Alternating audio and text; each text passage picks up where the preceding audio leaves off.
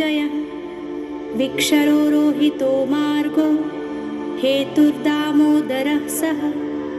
महीधरो महाभागो वेगवानमिताशनः उद्भवः क्षोभणो देवः श्रीगर्भः परमेश्वरः करणं कारणं कर्ता विकर्ता गहनो गुहः व्यवसायो व्यवस्थानः संस्थानः स्थानदो ध्रुवः परिर्धि परमस्पष्टः स्तुष्टः पुष्टः सुभेक्षणः रामो विरामो विरजो मार्गो नेयो नयो नयः वीरः शक्तिमतां श्रेष्ठो धर्मो धर्मविदुत्तमः वैकुण्ठः पुरुषः प्राणः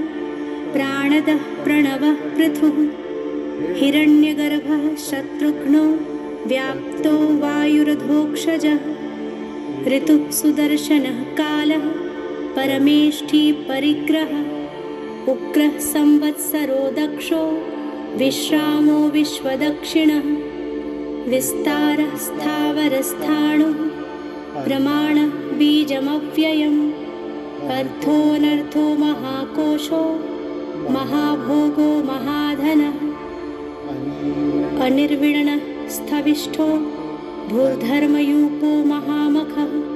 नक्षत्रनेमिर्नक्षत्री क्षमः क्षामः समीहनः यज्ञः इज्यो महेजश्च क्रतुः सत्रं सतां गतिः सर्वदर्शी विमुक्तात्मा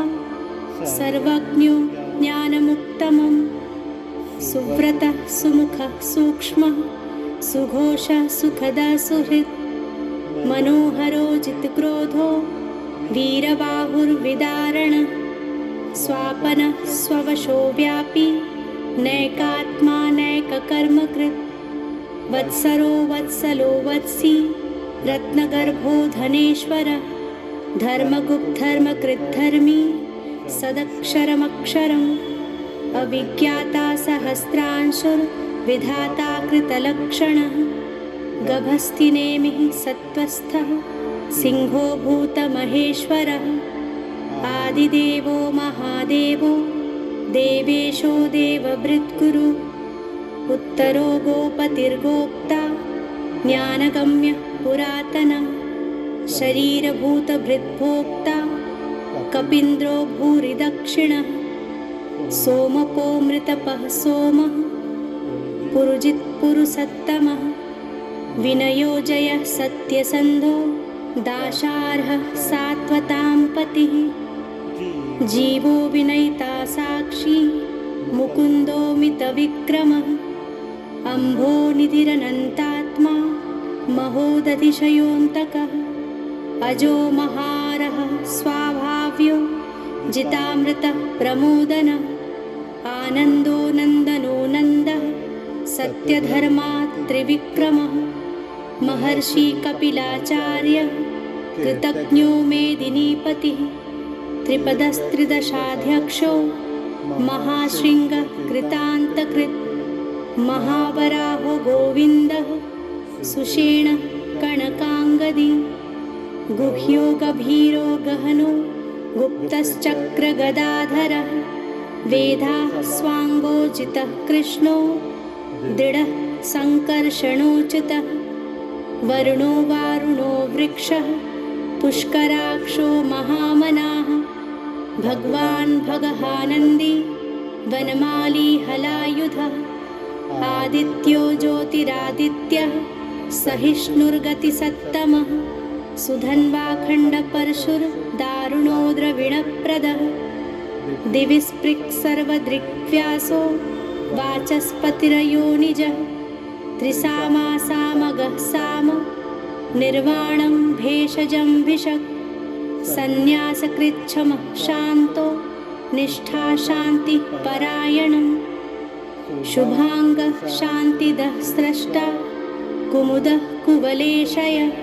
गोहितो गोपतिर्गोप्ता वृषभाक्षो वृषप्रियः अनिवर्ती निवृत्तात्मा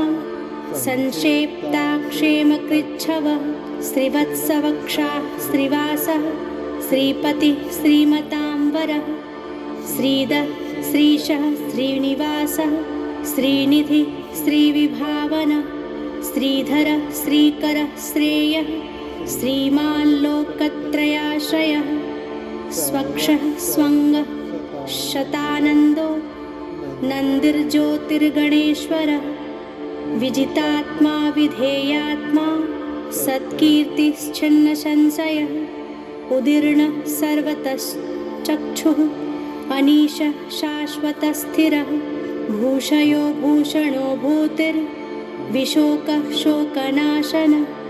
अर्चिष्मान् अर्चितः कुम्भो विशुद्धात्मा विशोधनः अनिरुद्धो प्रतिरथः प्रद्युम्नो मितविक्रमः कालनेमिनिहावीरः शौरिः शूरजनेश्वरः त्रिलोकात्मा त्रिलोकेशः केशवः केशिहा हरिः कामदेवः कामपालः कामीकान्तः कृतागमः अनिर्देश्यवपुर्विष्णुर्वीरोऽनन्तो धनञ्जयः ब्रह्मण्यो ब्रह्मकृद्ब्रह्मा ब्रह्म ब्रह्म विवर्धनः ब्रह्मविद्ब्राह्मणो ब्रह्मी ब्रह्मज्ञो ब्राह्मणप्रियः महाकर्मो महाकर्मा महातेजा महोरगः महाक्रतुर्महायज्वा महायज्ञो महाहविः स्तव्यः स्तवप्रियः स्तोत्रं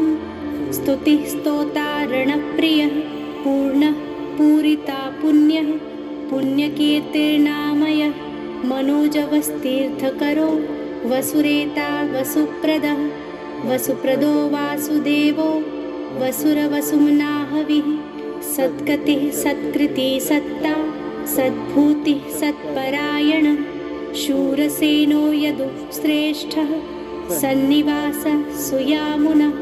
भूतावासो वासुदेवः सर्वासु निलयो नलः दर्पः दर्पदो दृप्तो दुर्धरोऽथापराजितः विश्वमूर्तिर्महामूर्तिर्दीप्तिमूर्तिर्मूर्तिमान् अनेकमूर्तिर्व्यक्तः शतमूर्तिशताननः एकोनैकः सवः कः किं यत्तत्पदमनुत्तमं लोकबन्धुर्लोकनाथो माधवो भक्तवत्सलः सुवर्णवर्णो हेमाङ्गो वराङ्गश्च नन्दनाङ्गदी वीरः विषमः शून्यो धृताशीरचलश्चलः अमानीमानदो मान्यो लोकस्वामी त्रिलोकधृत् सुमेधा मेधजो धन्यः सत्यमेधाधराधरः तेजो वृषोद्युतिधरः सर्वशत्रभृताम्बरः प्रग्रहो निग्रहो व्यग्रो नैकशृङ्गो गदाग्रजः चतुर्मूर्तिश्चतुर्बाहुश्चतुर्व्यूहः चतुर्गतिः चतुरात्मा चतुर्भावश्चतुर्वेदविदेकपाः समावर्तो निवृत्तात्मा दुर्जयो दुरतिक्रमः दुर्लभो दुर्गमो दुर्गो दुरावासो दुरारिहा शुभाङ्गो लोकसारङ्गः सुतन्तस्तन्तुवर्धनः इन्द्रकर्मा महाकर्मा कृतकर्मा कृतागमः उद्भवः सुन्दरः सुन्दो रत्ननाभः सुलोचनः अर्को वात्सनः शृङ्गी जयन्तः सर्वविजयी सुवर्णबिन्दुरक्षोभ्यः सर्ववागीश्वरेश्वरः महाहृदो महागर्तो महाभूतो महानिधिः कुमुदः कुन्दरः कुन्दः पर्जन्यः पावनोऽनिलः अमृताशोऽमृतवपुः सर्वज्ञः सर्वतोमुखः सुलभः सुव्रतः सिद्धः शत्रुजिच्छत्रुतापनः न्यग्रोधोदुम्बरोऽश्वस्थः चाणुरान्ध्रनिषूदनः सहस्रार्चिः सप्तजिह्वः सप्तैधाः सप्तवाहनः अमूर्तिरग्न्योचिन्त्यो भयकृत् भयनाशनः अणुर्बृहत्कृशः स्थूलो गुणभृन्निर्गुणो महान् अधृतः स्वधृतः स्वास्यः प्राग्वंशो वंशवर्धनः भारभृत्कथितो योगी योगीशः सर्वकामदः आश्रम श्रमण श्याम सुपर्णो वायुवाहनः धनुर्धरो धनुर्वेदो दण्डो दमयिता दमः अपराजितः सर्वसहो नियन्ता नियमो यमः सत्त्ववान् सात्विकः सत्यः सत्यधर्मपरायणः अभिप्रायः प्रियार्योरः प्रियकृत् प्रीतिवर्धनः विहाय सगतिर्ज्योतिः सुरुचिर्हुत्पुग्विभुः रविर्विरोचनः सूर्यः सवितारविलोचनः अनन्तो हुत्पुग्भोक्ता सुखदो नैकजोऽग्रजः अनिर्विण्णः सदामर्षि लोकाधिष्ठानमद्भुतः सनातन्तमः कपिलः कपिरप्ययः स्वस्तिदः स्वस्तिकृत् स्वस्ति स्वस्तिभुक् स्वस्ति दक्षिणः अरौद्रः कुण्डलीचक्री विक्रमयुर्जितशासनः शब्दातिकः शब्दसः शिशिरः शर्वरीकरः अक्रूरः पेशलो दक्षो दक्षिणः क्षमिणाम्बरः विद्वत्तमो वीतभयः पुण्यश्रवणकीर्तनः उत्तारणो दुष्कृतिः पुण्यो दुःस्वप्नप्रणाशनः वीरहारक्षणः सन्तो जीवनः पर्यवस्थितः अनन्तरूपो अनन्तशिर्जित्मन्युर्भयापः चतुरश्रो गभीरात्मा विदिशो व्यादिशो दिशः अनादिर्भुर्भुवो लक्ष्मीः सुवीरो रुचिराङ्गदः जननो जनजन्मादिर्भीमो भीमपराक्रमः आधारनिलयो धाता पुष्पहासः प्रजागरः ऊर्ध्वगः सत्पथाचारः प्राणदः प्रणवः पणः प्रमाणं प्राणनिलयः प्राणभृत् प्राणजीवनः तत्त्वं तत्त्वविदेकात्मा जन्ममृत्युजरातिगः भूर्भुवः स्वस्तरुस्तारः सविता प्रपितामहः यज्ञो यज्ञपतिर्यज्वा यज्ञाङ्गो यज्ञवाहनः यज्ञभृत्यज्ञकृत्यज्ञी यज्ञभुक्यज्ञसाधनः यज्ञान्तकृत्यज्ञगुह्यमन्नमन्नाद एव च आत्मयोनिः स्वयं जातो वैखानः सामगायनः देवकीनन्दनः स्रष्टा क्षितिशः पापनाशनः शङ्खबृन्नन्दकी चक्री शाङ्गधन्वागदाधरः रथाङ्गपाणिरक्षोभ्यः सर्वप्रहरणायुधः फलश्रुतिः इतीदं कीर्तनीयस्य केशवस्य महात्मनः नाम्नां सहस्रं दिव्यानामशेषेण प्रकीर्तितं य इदं शृणुया नित्यं यश चापि परिकीर्तयेत् नाशुभं प्राप्नुयात् किञ्चित् सोमुत्रेह च मानवः वेदान्तगो ब्राह्मणः स्यात् क्षत्रियो विजयी भवेत् वैश्यो धनसमृद्धः स्याच्छूद्रः सुखमवाप्नुयात्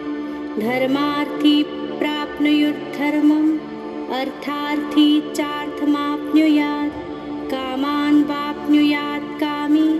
प्रजार्थी प्राप्नुयात् प्रजाम् भक्तिमान्यः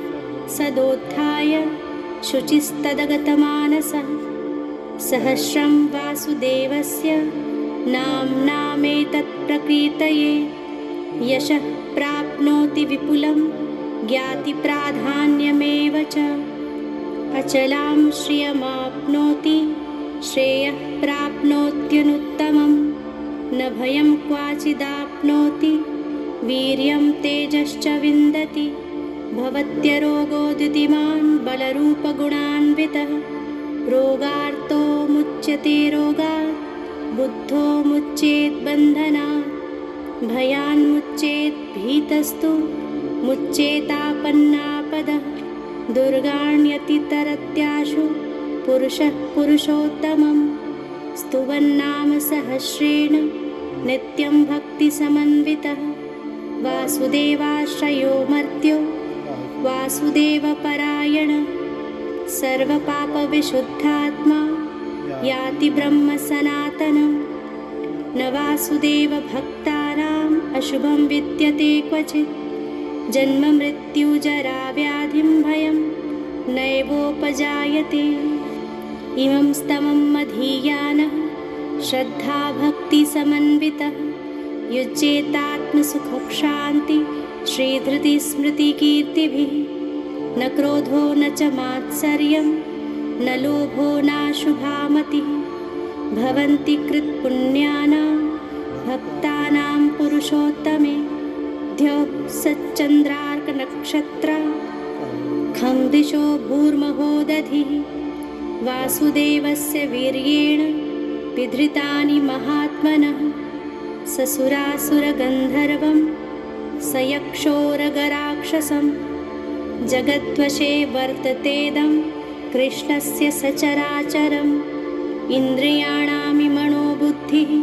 सत्त्वं तेजो बलं धृतिः। वासुदेवात्मकान्याहुः क्षेत्रं क्षेत्रज्ञ एव च। सर्वागमानाम् आचारः प्रथमं परिकल्पते। आचारप्रभवो धर्मो धर्मस्य प्रभुरच्युतः। ऋषयः पितरो देवा महाभूतानि धातवः। जङ्गमाजङ्गमं चेदं जगन्नारायणोद्भवं। योगो ज्ञानं तथा साङ्ख्यं विद्या शिल्पादिकर्म च। वेदाः शास्त्राणि विज्ञानमेतत्सर्वं जनार्दनात्। एको विष्णुर्महद्भूतं पृथग्भूतान्यनेकशः। श्रीं लोकान् व्याप्तभूतात्मा भुङ्क्ते विश्वभुग्व्ययः। इमं स्तवं भगवतो विष्णोर्व्यसेन कीर्तितं। पठेत् इच्छेत् पुरुषः श्रेयः प्राप्तुं सुखानि च। विश्वेश्वरमजं देवं जगतः प्रभवाप्ययं। भजन्ति ये पुष्कराक्षं न ते यान्ति पराभवम्।